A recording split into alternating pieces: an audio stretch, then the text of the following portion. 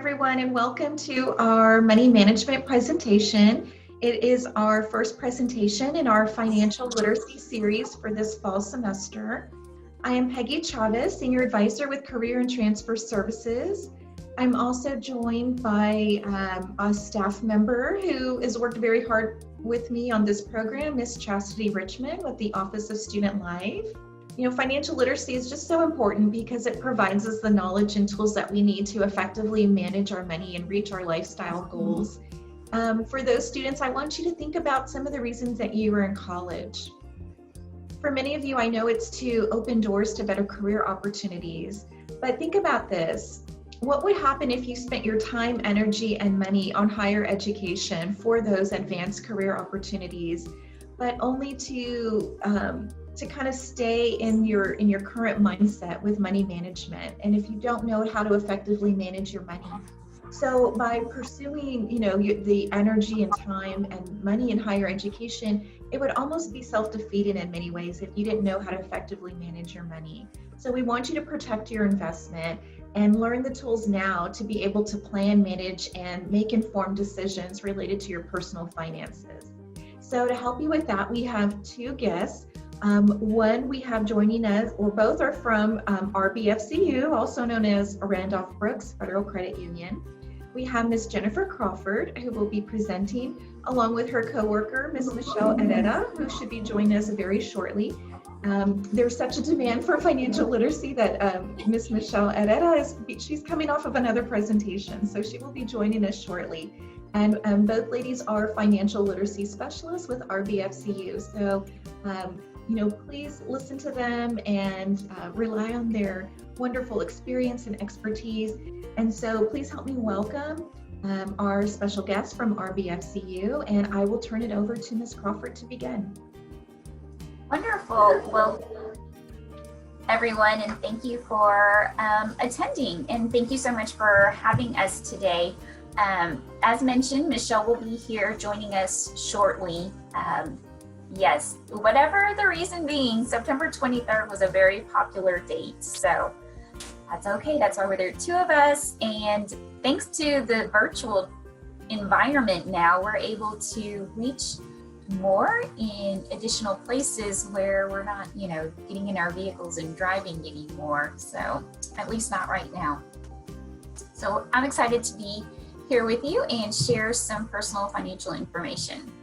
So today we're going to be talking about money management and making the most of your money. So my name is Jennifer Crawford. I have been with the credit union now 19 years.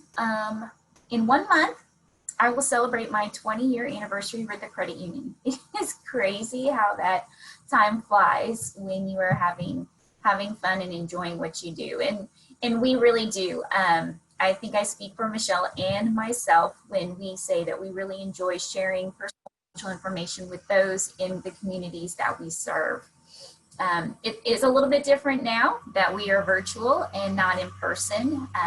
We do miss that interaction with individuals being in person, but we can still manage it doing the virtual presentations as well. Today, what we will be covering are the benefits of using a budget, how to create a budget, and then ways to potentially reduce any spending. So something that we want to be proactive during times like this and any other time when we don't have the pandemic occurring is that we want to be opposed to shutting off the world and ignoring everything going around us. We want to be open. We want to take time to look at our finances and be proactive about that versus being reactive. So just real quick, this is where I put a little plug in, and make sure you've got an account with a financial institution. So we haven't had any time with you to find out, how you are managing your money. I like to think a lot of individuals already are dealing with a financial institution, but my experience when I go out into the real world, individuals say, oh, I don't have a financial institution that I work with. But they get their needs taken care of. So the benefits of having an account with a financial institution is that your money is safe because it is insured through the government. So, you know, some of us like to keep change or some cash around in our house, and that's good, or on our person, you know, in a wallet, in a purse. But unfortunately, if that money is taken, that money is stolen, it's gone, and I pretty much can kiss it goodbye. Where if you have your money in a financial institution, it's insured through the federal government. So if somebody happens to hack my account, steals my credit or my debit card information, they're able to use that card and then, you know, have a heyday on whatever I've got in my account. However, if I report that to my financial institution and let them know what's going on, they can do their research and refund that money that was taken from me. Whereas, like I said, if that wallet's stolen, pretty much that money is gone. All right, so it's safer to keep your money with a financial institution. Keeping your money in a financial institution earns a little bit of interest. I will say a little bit. It's not a whole lot, but it is something. Keeping your money at home actually earns nothing. And it is convenient. It can be really convenient, especially nowadays with our smartphones that we have. We're able to, you know, put debit cards on our cards and just use that to pay as opposed to, you know, carrying cash. A lot of places nowadays, I go into some stores, and unless you have exact change, they're not going to give you change back because of shortages, coin shortages, or the restaurant or the store having limited change on hand. It's just easier a lot of times to go ahead and use our debit cards to make those purchases. So it's definitely convenient. All right, moving on. And I see that my coworker went ahead and hopped on, Michelle Herrera. So she'll be coming in here and chatting with us in just a few moments. Welcome. So what is a budget? And I can't see your lovely faces to see if any of y'all happen to use a budget at this point. What is it? It's a plan for managing your money during a given period of time. It sounds like some of you are currently working or have worked in the past. And, you know, when I talk to students, I say, well, do y'all have bills that y'all have to, you know, pay for? And some of them are, yeah. And so you're working? Yeah. I said, well, do y'all have a budget? No. And I said, well, but I feel like you do some sort of budget. It may not be a spreadsheet. It may not be pen and paper, but you're doing something up here. Now, we're going to be talking about using pen and paper, you know, or creating something for yourself. But I bet you're doing some loose form of a budget, because you know I need to make sure I work X amount of hours this week so I have this much in my paycheck to make sure I have enough for this bill or that bill. So you're doing some loose form of budgeting if you're not doing something already. So when we create budgets, we typically use a month as our time frame, and we use that because typically that's how frequently our bills come due, is once a month. However, individuals have told me time to time that they use different time periods because they like to do it in accordance to how frequently they get paid. Today, we're going to kind of give you some guidance as to using a monthly spending plan. That way you have the full month picture that you'll be able to look at and work with. So why do budgets make sense out there? Well, they help us identify and achieve our goals. What is it that you would like to do or have in the future? And typically those two things, something that we want to do or have, requires us having money. And that's usually saving that money in order to pay for those items. Budgets also help us live within our means. And what that means is that we are not spending more money than what we have or what we're making, okay? It's a guideline, all right? It's kind of like a roadmap with our money. You are telling your money where to go instead of wondering where it went. I don't know about you, mostly prior to this pandemic, but even now, it may be where I have some cash in my wallet or on me. And if that money is not specified for anything in particular, that money can very quickly and easily disappear on me, all right? I don't know if that happens to you, but I know it does happen to me. So here, if we've got a budget and you set that money out, you know exactly where your money is going, okay? It helps you create a savings plan so you can, again, save for the things that you want to have in the future. It helps us reduce our financial stress because we are creating that plan for our money. We will have the money for those things that we are responsible for. And then finally, it also helps us identify spending leaks. Well, what is a spending leak? That's basically where money is leaking out of our accounts, leaking out of our wallet, and we're like, man, where did my money go? I just got paid this past Friday or this Tuesday, whenever it was, and now I barely have anything, you know, for X, Y, or Z. Having this budget will also help us identify where that money is leaking to.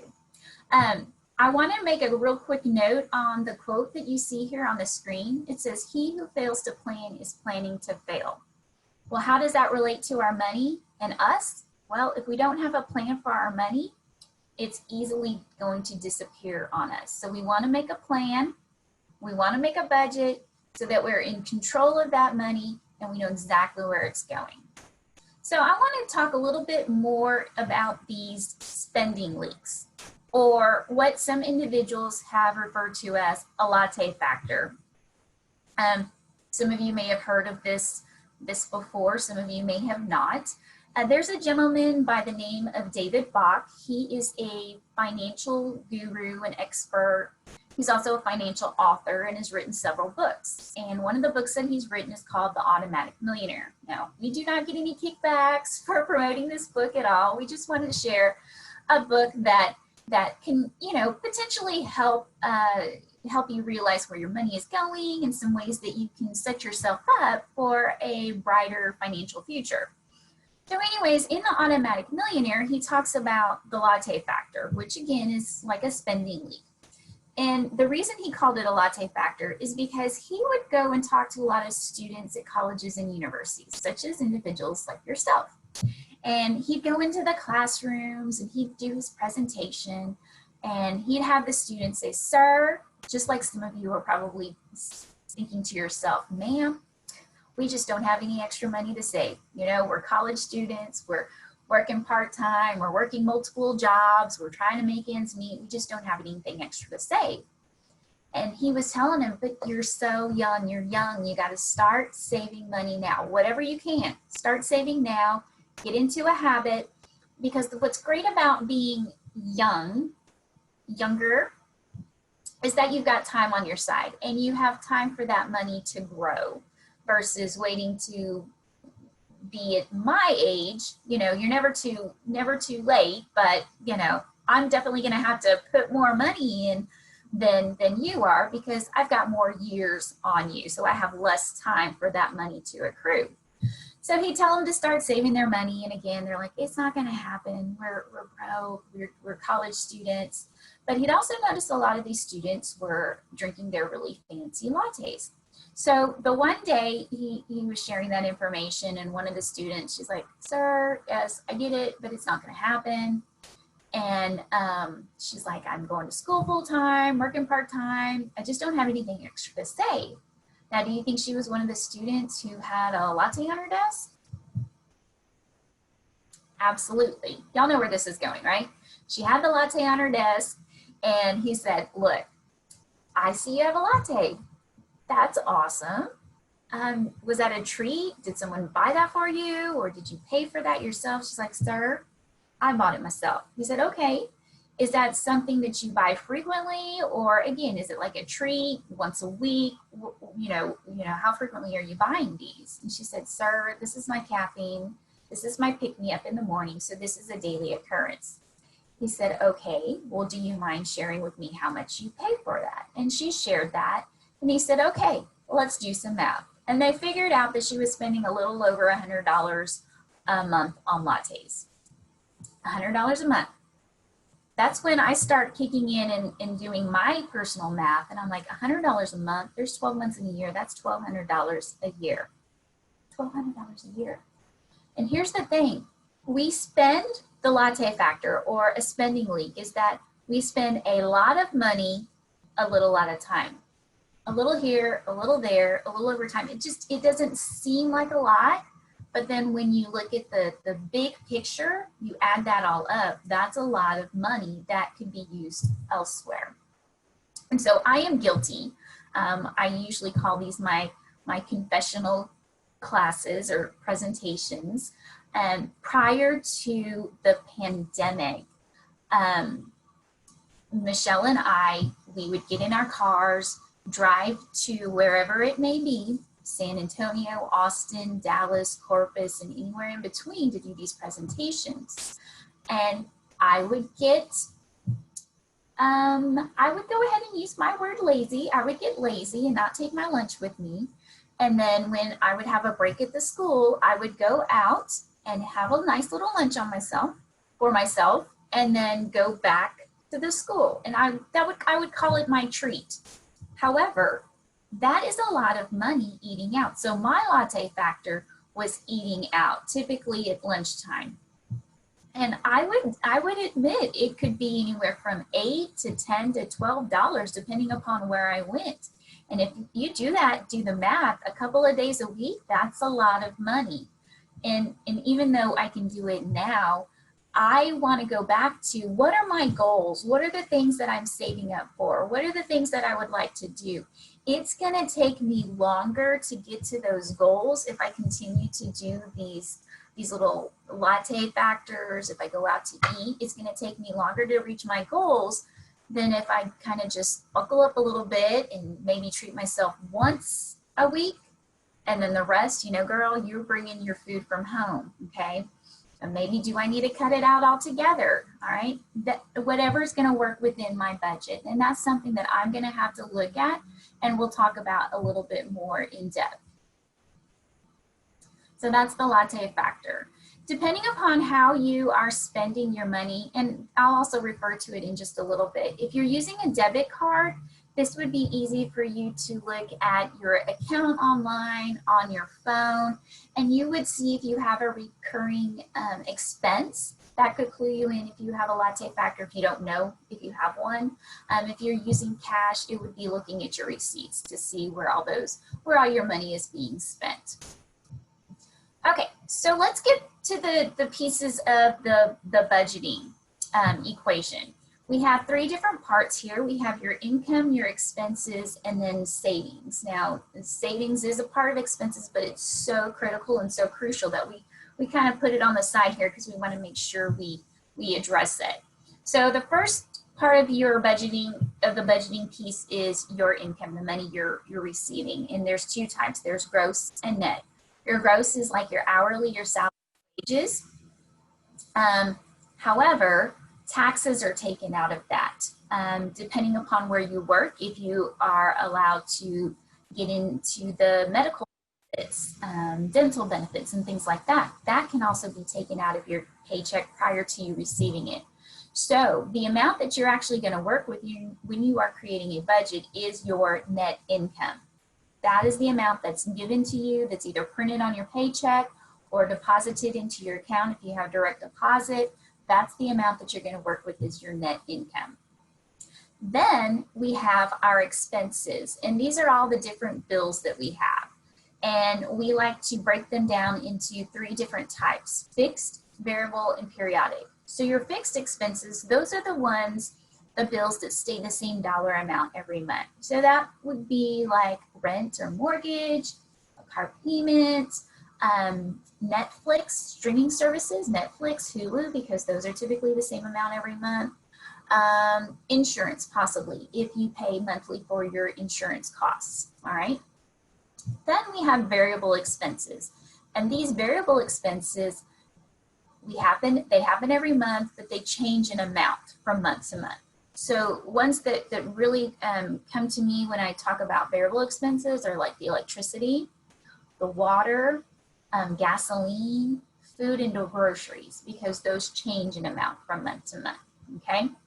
I don't know about y'all, but I'm ready for cooler weather, so I don't have to use my AC so much. This summer seemed super hot, and because everybody was at home, it seemed like our electricity bill was really high. I see the thumbs up, yes. Although, I will tell you, I kind of kept it pretty warm in this in this house because I didn't want to have to pay more for that electricity just because we were home. You're fine. You're fine. You'll survive, right? People have survived without AC. So, all right. And then finally, we have periodic expenses. In periodic expenses, these do not happen every month. Maybe only once a year, twice a year, or a few times a year, but not monthly. You going to school, that could be tuition. It could be you paying for books. Remember, I had mentioned insurance for fixed. I remember back in the day when I was going to college, I actually paid my insurance once every 6 months. So for me, at that time, that was a periodic expense, all right? And periodic expenses just don't happen every month. And sometimes these expenses can be somewhat higher. So it's a good idea to think about these periodic expenses because when you're creating your budget, you may have to put a little bit away each month so that when that big bill comes, whenever it does, you'll have enough to go ahead and pay for that expense. All right. And then finally, we have on the screens your savings. And a couple of things that we really want to stress here listed are emergencies and PYF. So PYF here stands for pay yourself first. That's going to be referring to retirement. And I believe on this next slide, we'll go ahead and break down the savings. So pay yourself first or retirement. And that is money that you are setting aside for one of these days where you can stop working, still have enough money to live life, live comfortably, all right?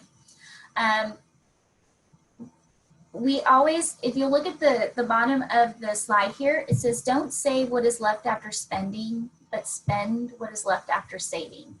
And that is quoted from Warren Buffett, which he's an extremely wealthy gentleman. He probably has enough money for his grandchildren's grandchildren, all right? And so you're like, well, of course it's easy to do to save if you've got all of this money. Well, but he didn't inherit this money. He created that by investing and by saving and by living this rule. And so that's what a lot of us, when we do these presentations, we want to make sure that you are putting something away for savings. I get it. We have bills that are priority and that need to be paid. But if there's any little bit that you can set aside, please do so. And then when you see that money grow, it's really exciting to say, hey, I've got something here. So anyways, retirement. That's money you're setting aside for retirement in the future. And what is suggested or recommended is that we save at least 10%. So some of you are currently working. I don't know if they have any type of retirement program. I know we have a coworker who used to work when she was going through college, worked at Bill Miller's, and they had a great retirement program. And so she was continuing to put money in there and was able to then roll that over to her next employer. So you may want to look into that. Where it says up here at least 10%, now I'm going to be honest with you. When I started working with the credit union, I unfortunately accumulated quite a bit of debt. And I felt like I needed every penny, nickel, and dime that I was making to pay all my bills, you know, have a little food to eat, and pay down some debt. So when I started contributing to my retirement plan, I only put a little bit, and then every time I got a raise, and I was able to also pay down some debt, I increased my percentage that I was putting into my retirement.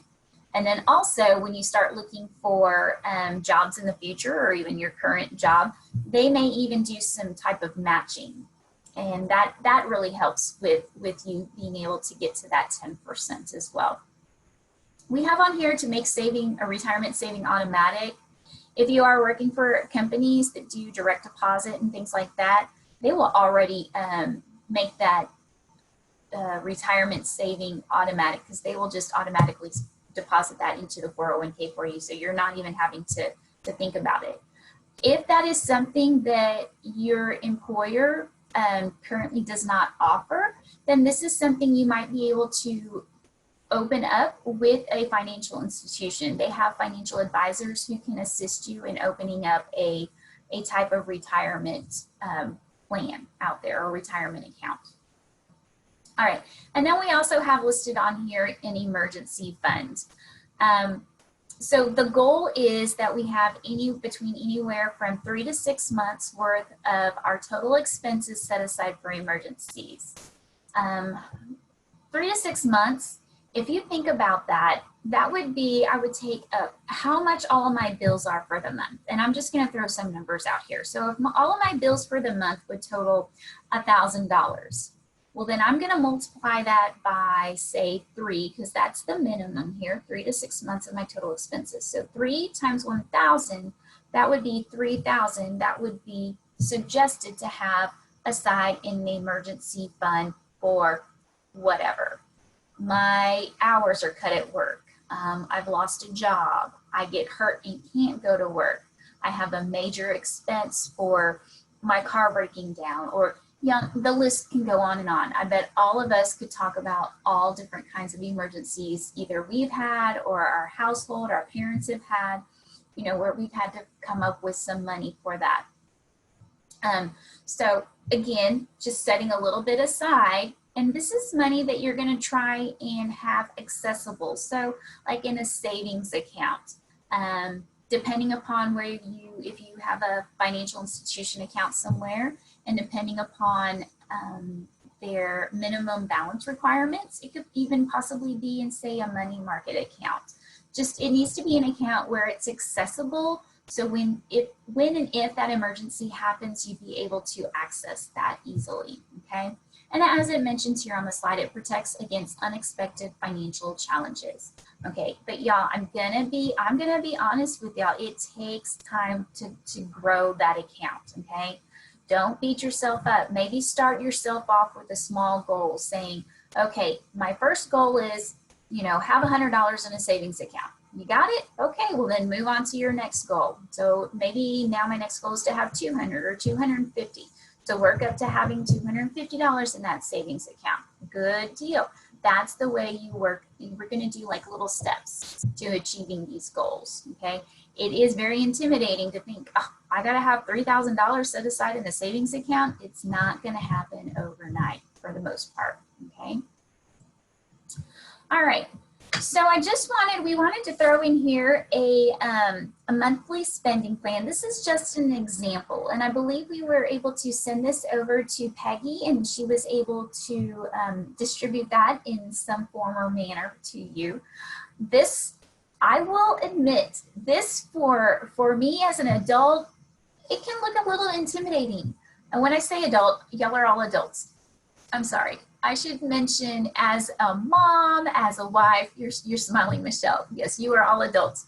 We're all adults. But, you know, somebody who's got a lot of responsibilities, you know, this can look overwhelming. So I could see if you're a student who's, you know, 18, 19, 20, who you're just, you know, worried about yourself and trying to get, you know, your gas and your groceries and things like that. Looking at this sheet, it's like, wow, that's a lot of stuff. But, you know, we've got individuals of all ages, and this is a great place to start. You know, if you don't have any children, well, then you can cross out a lot of stuff on here, like childcare and tuition, baby supplies. So your list would be a lot smaller. But we like this. It's just a template or a guide to start off with, okay? And we're going to take a look back at this here in just a few moments. Michelle, I don't know, we didn't discuss. Whenever you'd like to hop in, you are more than welcome to hop in and share information with us. Sure, whenever do you want me to start now? Sure, if you don't mind. And then if your voice gets tired. Yeah, well, I was gonna say, if you'd like, we can kind of tag team on those budgeting tips. What do you think? That's perfect. All right. Thanks, Jennifer. Well, good morning, everybody. Or actually, yeah, it's still morning. I'm sorry. I was just on another webinar and I had to hop on here from there. So still getting my bearings, but I know y'all have been learning lots of good stuff from Jennifer, and I'll pick it up here and just kind of continue on with what she was saying. So first and foremost, budgeting is like a marathon, or you know those people that like prepare for climbing Mount Everest? That's what it is. It's like you're always working towards it and it's never going to stop. Like after you create your budget, it's not one and done. And that's the thing that you have to remember. Budgeting is all about a continual change. And you may not have all of those things on your budget right now, but I didn't at 20 either, you know? And now, unfortunately, I have to tell y'all, most of those things are on my budget. And so depending on your life, depending on your goals, all of those things that we're going to look at here in just a minute, we'll talk more about them, are things that could be part of your financial situation, and maybe not yours, but like Jennifer said, maybe your household, right? This worksheet is great to also share with your family. Like if you don't know if your parents have a budget, this is a great way to kind of get an idea, because we learn a lot of our money habits from our family, right? So when we're creating our budget, we want to do a couple things. First, we want to assess our current financial situation, because like Jennifer said, a lot of times we have a loose, you know, situation going on and we don't always know the reality. And I, similar to Jennifer, this is my confessional also, in college, this is my college beware story. I also fell for a lot of the credit card debt situation. And yeah, I was a sucker. It was not the same for y'all. Like back in the day, which is what my daughter says, Mom, back in the day, did you do this? You know, apparently she thinks I grew up with the dinosaurs or something. I don't know. But back in our day, the credit card companies would come to our school, and they're right there in the business building or the quad. I went to UTSA, and they would be posted everywhere giving free frisbees and all sorts of weird little trinkets, right?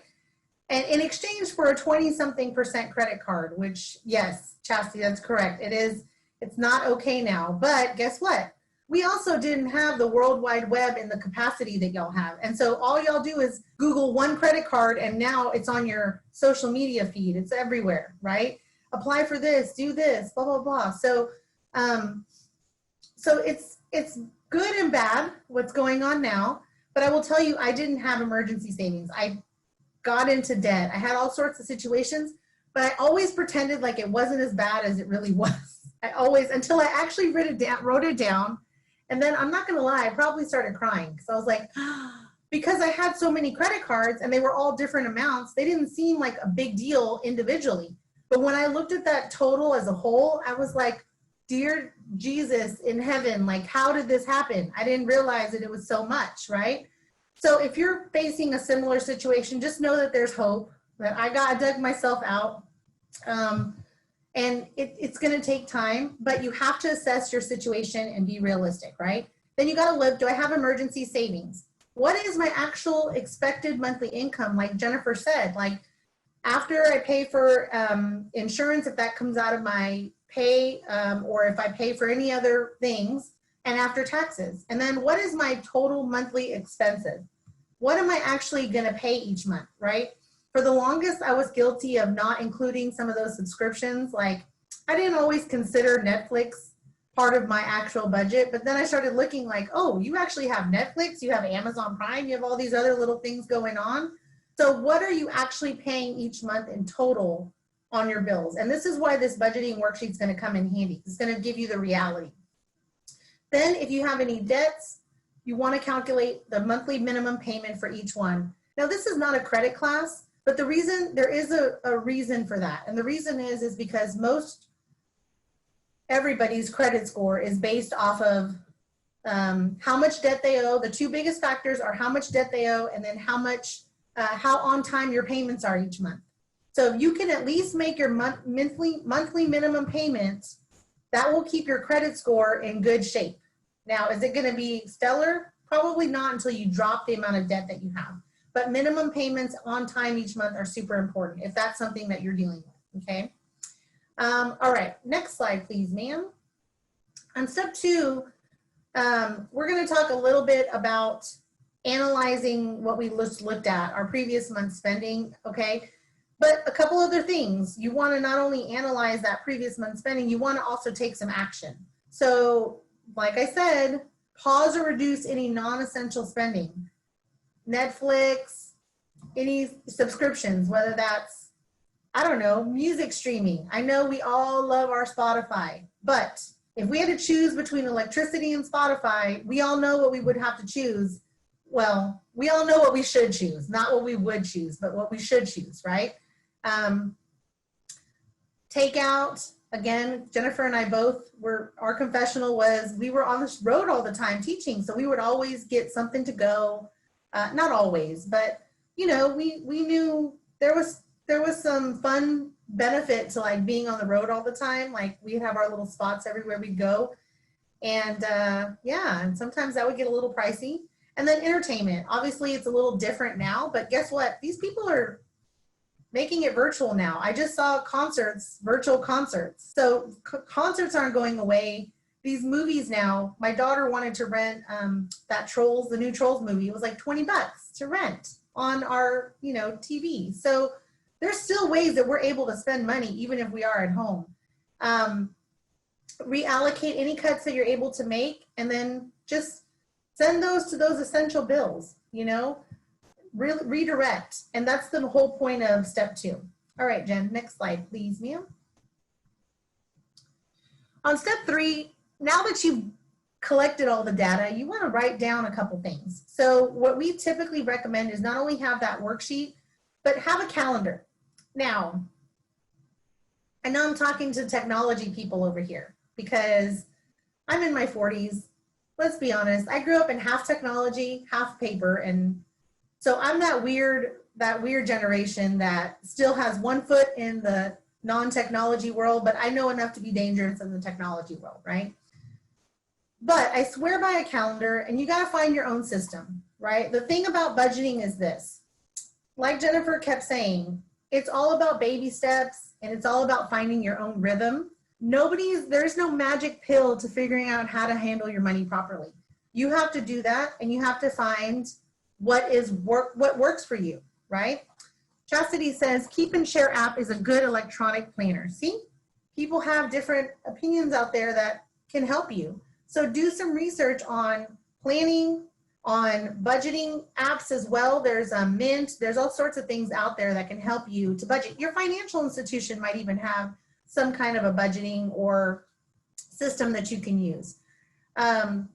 So write down your bills though. Jennifer and I joke all the time because we say, well, back in the day, pre-COVID, when we would actually see people, we would put things on our calendar that were kind of ridiculous at times. Like I needed to be in San Antonio on the Northwest side at 7 in the morning, but then by 5 o'clock I had to be in Corpus Christi, and it was dumb. It was always looked fine on the calendar until you tried to live it, right?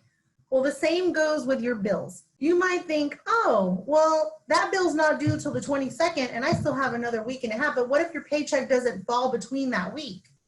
So writing down your bills, your due dates, your payment dates, like the days you get paid, helps to give you a realistic, clear picture of when those bills are going to be due and the money that you'll actually have in your account at that time. Because I don't know if any of y'all are like me. I'm going to pretend it's just me because I'm the only one who makes bad financial choices in my 20s, right? I would get that paycheck and I'd be like, all right, let's go out to eat. Let's go shopping. Let's go find a new outfit for this weekend to go hang out with my friends. And then the next week I'm like, ooh, I'm really broke until the next paycheck because I just spent all my extra money before I even paid my bills. So paying your bills prior to doing any additional spending is really important. Y'all probably all know that, but I was kind of goofy back in the day when I was young. But again, I'm sure it's just me, right? It's just me. All right. Again, this helps you to get a realistic picture. On the last portion, oh no, you can go back, Jen. We're good.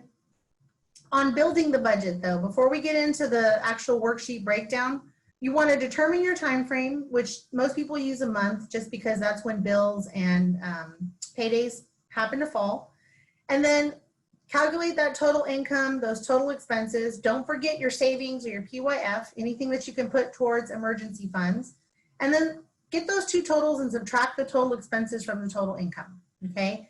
It's really easy math. It's just hard for us to kind of see because now we can't be in denial once we actually write it down, right? So there's 3 outcomes that can happen.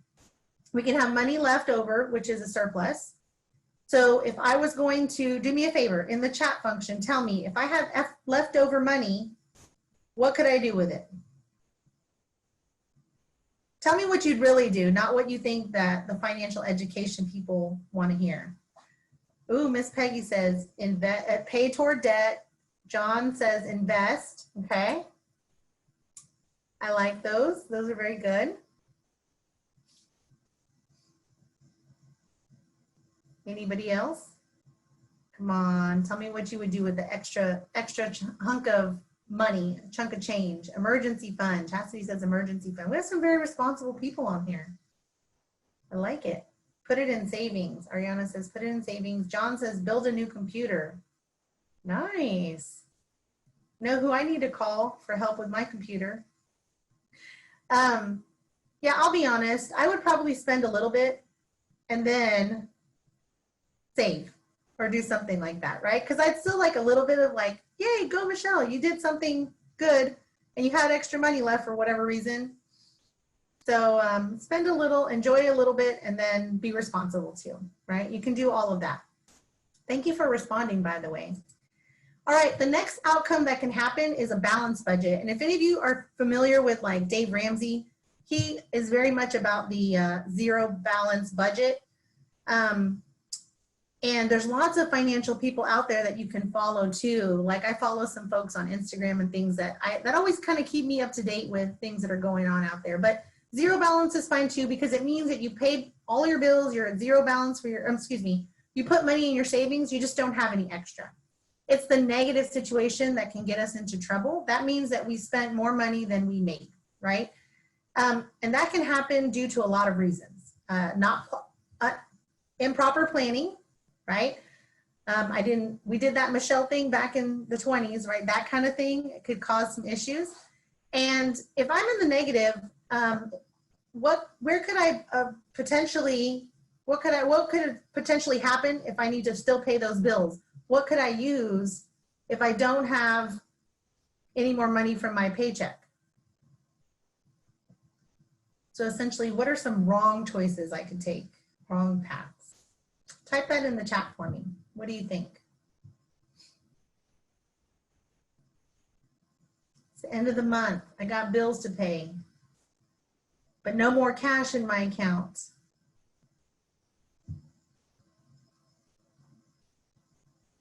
Where am I going to get that?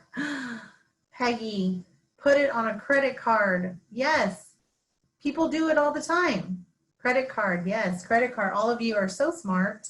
And what happens to that credit card bill? Guess where it goes? It goes into my next month's expenses.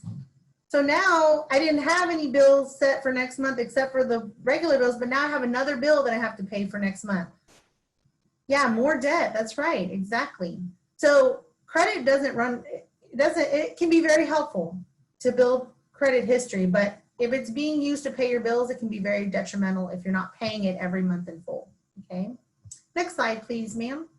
So I think Jennifer talked a little bit about the worksheet, and I'm just gonna kind of go in depth on some of the numbers that she had entered in here for us. And I think her assumption that she made on this was a $15 per hour wage. Is that correct, Jennifer? Okay. And a couple of assumptions that are made on here is that there's a $500 savings balance. And this is all hypothetical, but it's in here because we want to just show you what this worksheet looks like filled out, okay? So if you notice, she has one income listed.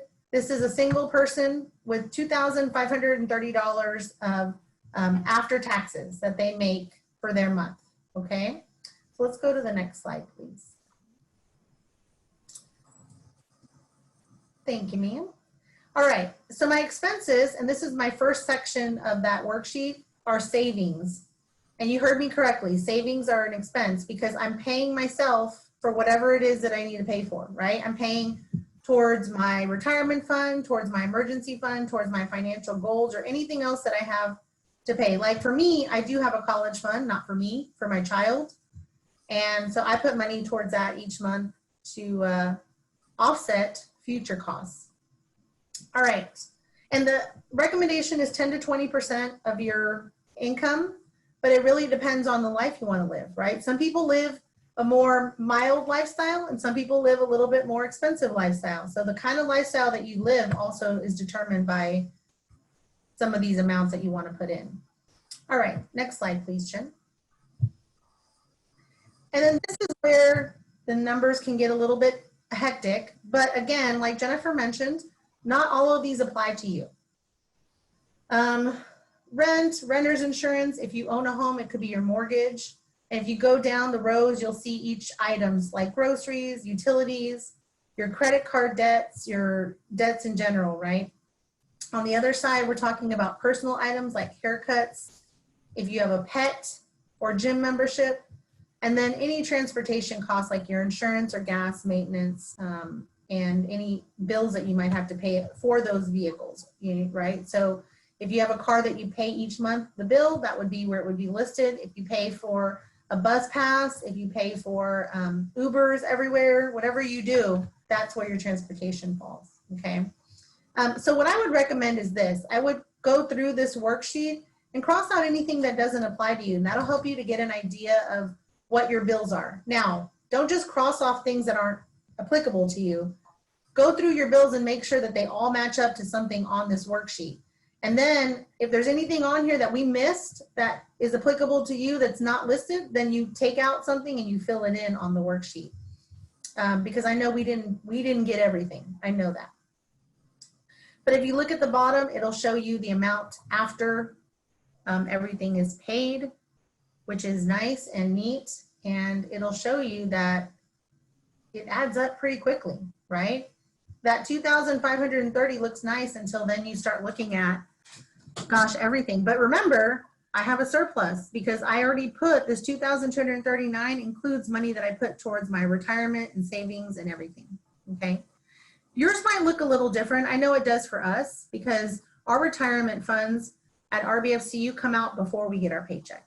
So that might happen to you too, like Jennifer said. So it may not show up on here the way it does. It might come out prior to the net payment. All right, next slide, please. And I think this is our budgeting tips. And Jennifer and I are I'll let Jennifer start us off, and then we're gonna kind of back and forth on these a little bit before we get to your questions. Sounds good. Okay, so some budgeting tips we'd like to share with you. And a lot of this will be some referenced during the presentations today. So the first one we have is prioritize your bills by importance. And we were not sure exactly everyone's circumstance considering the pandemic. If you are at a point where you've cut back as much as possible, the things that need to take precedence are your bills that are most important. Michelle had just mentioned Dave Ramsey. He mentions this, and a lot of financial experts recommend this as well. What if there's like major bills, major pillars out there, and that's your rent or your shelter, your food, your water, so your utilities, electricity and water, and then some type of transportation. Those are like the 4 prioritized bills, and then you will add in as deemed necessary as well. So prioritize your bills as importance. Michelle had mentioned the eating out. I mentioned that as well. The entertainment, those are typically, that's where we usually go to first, to where we can see if we can shave a little bit of that off, have more for the other areas. All right, next one. All right, the next one, which I actually did cover, is use a calendar to get a clear picture of your financial situation. So live in the reality, right? And actually look at what it looks like. What are you, because money is emotional, right? And when we feel broke, it hurts. It doesn't just hurt us because we don't have the cash. It hurts us because we're like, man, I got to stay home for 2 weeks now that I paid all my bills. I got nothing, right? So the nice thing about using a calendar is not only will it give you the reality, but it allows you to then correct so that you don't have those feelings the next month later, right? Like you can plan ahead, and maybe it might stink for those next 2 paychecks while you're trying to figure it out, but you can usually get ahead of the situation and get yourself on track. Sounds good. cut out non-essential expenses, and that's where we were referring to the Latte factor, the streaming services, the extras. Yeah. Yeah.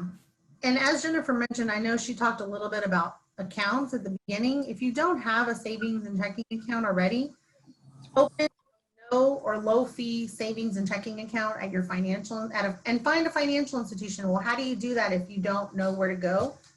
The reason we bring this up is I know that with my work with a lot of young people in the colleges and people in different organizations, folks tend to kind of go with what their employer does. Like if your employer offers you a prepaid card, well, a prepaid card is great, except for the fact that you can't use it for everything. And it's not really an account, it's more of a card tied to an account, but it's a little bit more difficult to deal with than a savings and checking. A savings and checking work perfectly together because the savings is where you save and the checking is where you spend. And they have this uniting type of relationship, and that's what helps you to stick to your budget also. All right, the next step we have is to create a realistic savings goal and automate it. And this is where we were talking about, you know, those baby steps. First, what is it that you would like to have or do in the future? So jot down those goals and then work your way towards achieving those goals. All right. And as I mentioned, baby steps. If it's just $5 or $10, that still will add up over time and make it realistic. Yeah. And compare prices. You know, I think a lot, and this applies to all of us. I think anybody on here, whether you're students or whoever, checking around for prices on these services that you have, like cell phones and insurance, and kind of continually up checking on those things, because sometimes you can find a better deal. Those things might also help you. You know, you might love that AT&T or Verizon, but you might be able to find a cheaper provider if that's something that you really do need to cut and find extra money, right? Because we all know that those AT&T and Verizon, it's like $100 a month for one person to have a cell phone, where you could go to another provider that maybe uses those services. And, you know, like my parents, they use consumer cellular, and it's like, I don't know, they pay like $30 a month. It's nothing way cheaper than what I pay probably. So yeah, see, John says he went from spending $45 a month on dog food to $11 a month by feeding raw food. So making really can make a big difference. Think about that savings. It's like $30 average, right, a month that you're saving, and then now over the course of a year, that's a lot of money. So same with these services. Absolutely. Thanks for sharing that information, John. That's a great way to be able to look at that. And your dog lives longer. It's even beneficial. There you go. Yeah. We have on here buy used, such as possibly a car, clothes, and furniture. I was going over this. I've never had a brand new car. It's always been a brand new to me car. It's always been a used car. Because once you drive that car off the lot, it depreciates in value. But anyway, so car, clothes, and furniture, absolutely. See what's out there. Pawn shops are also useful for a lot of things. Absolutely. We could probably even put in there. If you're going to a pawn shop to purchase, not borrow money, that's a whole different. And if Peggy and Cassie will bring us back for credit, then we will cover that in credit. So great. Next one. Yeah, and then also research your available benefits. I think a lot of us, you know, we don't always realize what's out there to help us. So I know that one of the things that I, as an alumni of UTSA, really love to see, and I'm sure the Alamo Community Colleges probably has something similar, or if not, they at least can give you some resources, but it's nice to see that there's food pantries. I think a lot of times people don't realize that there's help out there for a lot of us, because there's just assumptions that are made, like, oh, well, you're in college, so you have money for books, you probably have money for food. Not always the case. So know that there's people out there that can help you. Oh, yay, Peggy says Nighthawk's Nest is the food pantry. So if you didn't know, this is great knowledge, because the reality is you may be fine now, but it's good to have this resource available to you, or at least the knowledge of it, because it might come up at a point, you know, and there's no shame in asking for help and making sure that you know what benefits are available to you and taking advantage of those at the time of your need, right? They're temporary, but they help you in that moment, and that's really important. So food pantries and also nonprofits. There's a lot of nonprofits out there that help with lots of different things. You know, I know that not everybody at community colleges and any colleges are, especially here in San Antonio, we have so many non-traditional students. So there's probably a lot of other services out there for people with children and just anything. So don't hesitate to reach out if you are finding yourself at a point where you need some assistance, okay? Oh, Cassidy's got some great ones. Yes. Steps for success. All right. Good ones.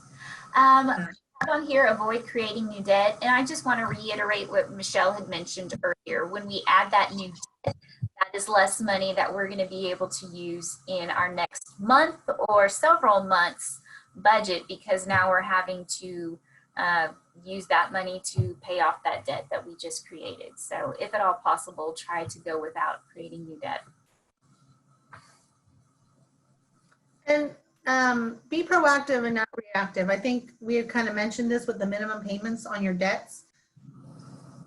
And we're not going to get deep into the credit thing, but anybody who you owe money to, whether it's a bill, whether it's a credit card or whoever, avoiding them and ghosting them is not a good idea, right? So get ahead of anything that you see. And that's why using a calendar is so helpful, because you'll know before it happens if you are going to come across any troubled areas in your budget. So be proactive, reach out and say, hey, I'm going to have a really tough time with this. Can I make a partial payment, or can I do something else?